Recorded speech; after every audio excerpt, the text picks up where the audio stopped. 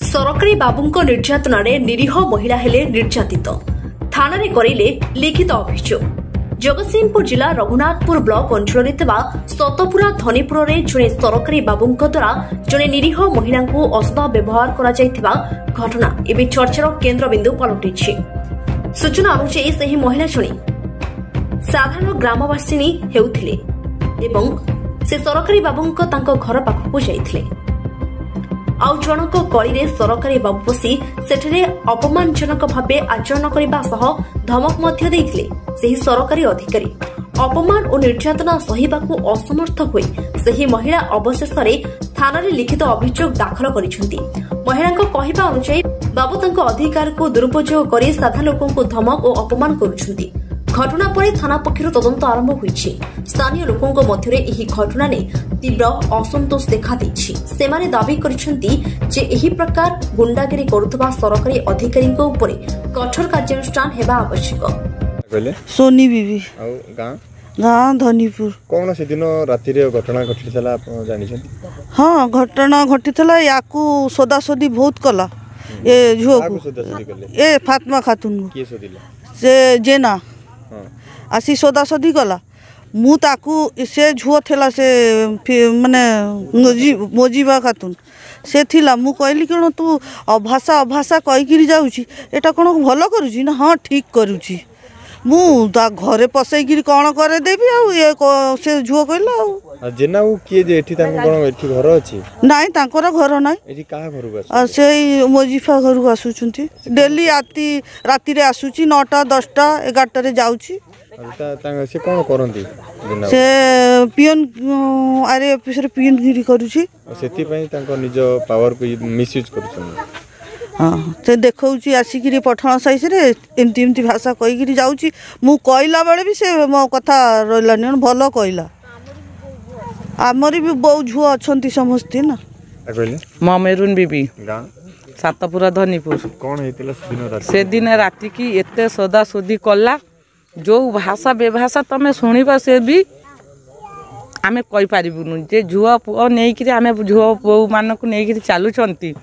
से चाकरी करिकरी कौन आमको किणी नेब से तांकर सांग अच्छी करिकरी सांग घर को आसवा जीवा करबा से जा करिवो आमको दाही नाही आम उपरे आंच काहे आसिला आमे तो ता सांगरे कथावार्ता किछि नाही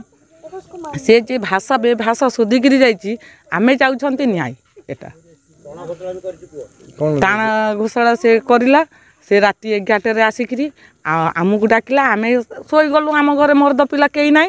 आमे के टाटी नगेलु से गला पर से आसिकी सबको कांदी बोबेकरी आमको देखला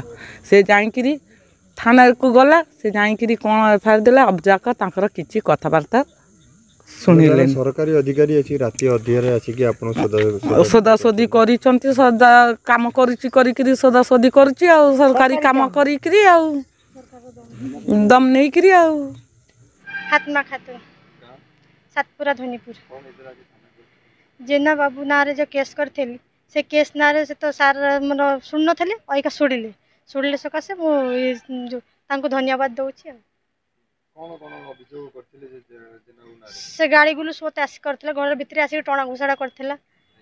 से सकासे केस करथेली केस आइका शुणिकी मते सार कहले कि केस हो गला बोली त आमे घर को जाउछु एबे आपन को विश्वास अछि जे आपन आज्ञा सार करियो बोली आ क्या सार को ऊपर मोर विश्वास अछि मु न्याय पाइबी। मोना नईमुद्दीन खां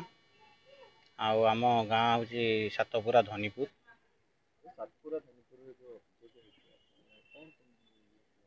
ये आम सिटी गोटे गरीब घर झील अच्छी ताकू ये जेना बाबू जी अच्छी ताकू आसिकी छेड़ा छुड़ी कला अशुणा भाषा सांगे कथबार्ता कला कहला मो सांगे शारीरिक संबंध कर से न मानवर ताकू संज बुड़े आसी पुणी घर भितर पशिगला दुनिया सुधा सुधी से चिला चुली कर साई लोक सबू जे अच्छा से सब लेडीज माने अच्छा से लेडीज माने सेठी गला परे ताकू रोकारोकी कले कला पर भी से धमकी देला कहला मु 4टा टोका आनिकी तोर रेप करेबी भाषा सब शुणी पारे ये भाया भाषा से सब कला से जेना बाबू जो अच्छा आम तहसिल रघुनाथपुर तहसिल ऑफिस रे से पियोन अच्छा से गोटे गवर्नमेंट चाकरी तांकर से मद खाई आसिकी एभलिया ये भड़िया माने झील बो अच्छा से जगार एभलिया से भाषा करुँच से गोटे झील से गरीब घर झील ताकू एभलिया से कहते तार कहीं ना सांगे एभलिया से भाषा करुँच कान शुणी पारनि